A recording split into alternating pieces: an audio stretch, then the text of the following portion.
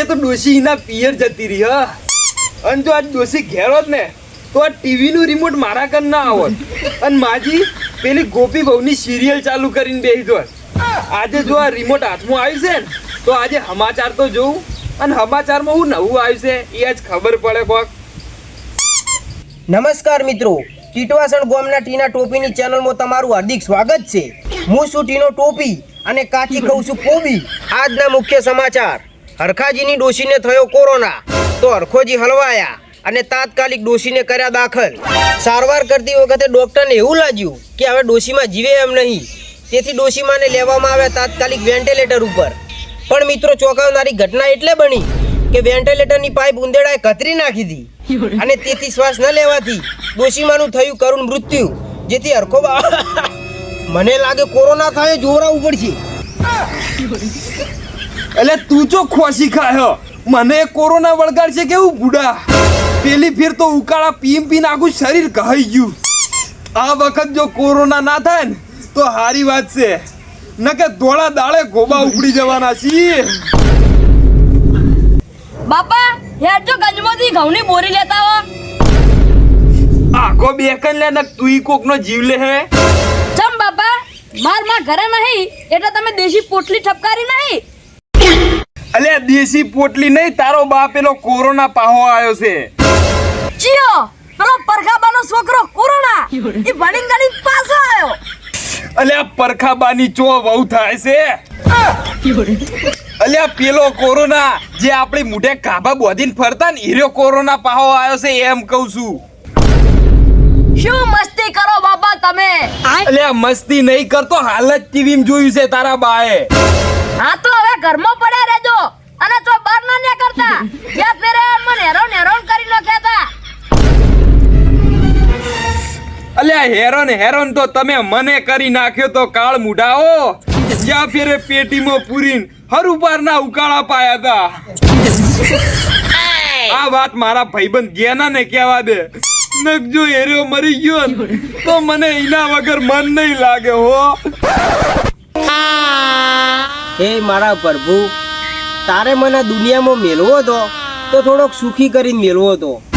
મારા ઘડિયા મને કહેતા જ્યાં કે બટી આપણે છે ને 7 પેઢી ખાય એટલું ધન હતું, પણ તું 8મી પેઢીમાં પેદા થયો એમાં તારો દોષ છે. હવે આ દુઃખ સહન નહીં થતું, ઉઠાઈ લે રે દેવા, ઉઠાઈ લે. ઓભળી લીધી ગેના હો તારી વાત પ્રભુએ. પ્રભુ હું તો મજાક કરતો હતો ખાલી, અને તમે તો સિરિયસ થઈ ગયા. પણ જ્યારે પૈસા માંગવાની વાત કરું ત્યારે તો તમે નહીં વાપરતા, અને જ્યારે વિકેટ ખેરવવાની વાત કરું તો તમે સન્મુખ હાજર થઈ જો. અલ્યા ગેના પ્રભુ નહીં, તારો ભાઈબંધ પદ્મો છું. અલ્યા ભૂડા તું એવું બીવરાવે, મારે તો સકડો ઢીલો થઈ ગયો. અલ્યા મારા એવા જ હાલ છે. હું કહેતો તો છોકરાને મૂઢે ના સડાવો, કાઢી મેલ્યો ને ઘેરથી. અલ્યા છોકરાએ નહીં કાઢી મેલ્યો. છોકરે નહીં તો એની વહુએ કાઢી મેલ્યો હશે, પણ મૂળ તો કાઢી તો મેલ્યો ને. અલ્યા પણ મને કોઈએ નહીં કાઢી મેલ્યો. છોકરોને એની વહુ ખાવા નહીં હાલતા હોય એટલે કંટાળીને મારી જોડે હેડ્યો આવ્યો. અલ્યા પણ ગેના હું તને એક વાત કહેવા આવ્યો હું, પેલો કોરોના પાહો આવ્યો. અલ્યા પણ મારા છોકરાનું નામ કરણ્યો હે, આવી રીતે કોઈનું નામ મત બગાડ. અલ્યા હોપારા તારા છોકરાની વાત નહીં કરતો, પેલા કોરોનાની વાત કરું જેને મુઢે ગાભા બોધાયા હતા ને એ રહ્યો.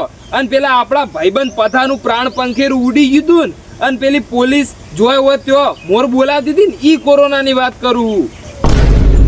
તો પછી આગો જા, મને કોરોના વળગાડશે. હજી મારે 20 વર્ષ કાઢવાના છે. હાલ તો કહેતો તો ને પ્રભુ મન ઉઠાઈ લે. હવે ઈ તો ખાલી ફોર્મમાં નીકળી ગયું. જીવ કોને ના વાલો હોય. હારું દાન, હવે તારી વર રાખજે અને હું જવું ઘરે. અલે પણ ઊભો રે, કોરોનાના લક્ષણ તો મને કહેતો જા, એટલે મને ખબર પડે તો હું હાચવીને રહું. ઈ તો મને ખબર નહીં, પણ ઘેર જઈને યુટ્યુબમાં વિડીયો જોઈને પછી તને કહું. અલ્યા તો ઘેર જઈને જલ્દી મેલજે. મને થોડુંક માથું દુખે છે અને શરદી એ થોડી થઈ ગઈ છે અને તાવની અસર લાગે. મારે ઘેર જઈને યુટ્યુબમાં જોવું પડશે.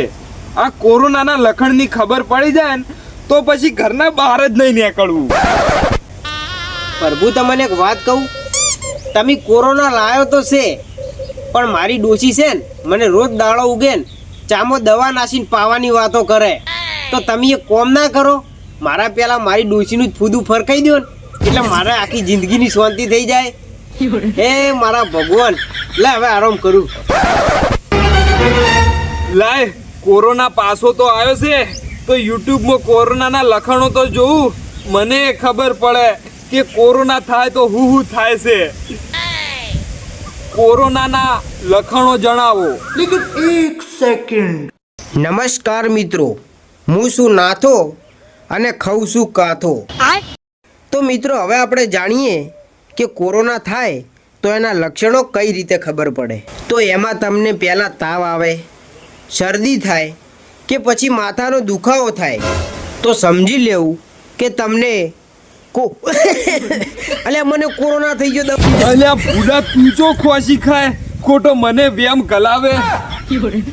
પણ આ બધા લખાણો તો મારા ભાઈબંધ ગયાના ને હતો, મને કોરોના વળગાડો લાગે ઈને. લે વના મટાડવાના ઉપાયો તો જોઉં. કોરોના મટાડવાના ઉપાયો જણાવો. નમસ્કાર, હું છું પશુ પંપ વાળો. કોરોના હોમું લડવા માટે તમારે ધોકાની નહીં પણ એક ગ્લાસની જરૂર પડશે. હવે એક ચમચી મીઠું લો. આ મીઠું તમારે એક રકાબીમાં લેવાનું છે. ગ્લાસમાં નાખ્યું હોય તોય વાંધો નહીં. હવે થોડી હળદર લો.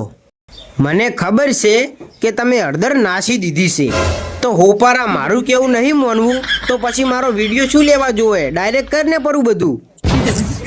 હવે જરાક ખાંડ નાખો અને આ થઈ ગઈ આપણે કોરોનાની દેશી દવા. હવે આ દવાથી તમારે કોગળા કરવાના છે. અને ધ્યાન રહે, જો જરાય પાણી પેટમાં ગયું તો તમારું પેટ ફૂલી જશે અને 2 મિનિટ પછી જ તમારું મોત થઈ જશે.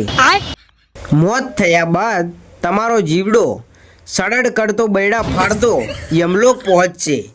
ધન્યવાદ. અલ્યા તારી વને તો ઉપાધિ કરાઈ, હવે શું કરવાનું? અને હવે તો મારું પ્રાણ પંખેરું ઉડી જાય. હા, હવે હું એકલો તો ના મરું, મારા ભાઈબંધ જ્ઞાનાને આ દવા મોકલી દઉં અને એને પીવરાઈ દઉં અને એને ભેગો નરકમાં લઈને જાઉં. હે મારા ભવના ભેરું જ્ઞાના, મી જે દવા કરી છે ને એ જ દવા તને મૂકી છે.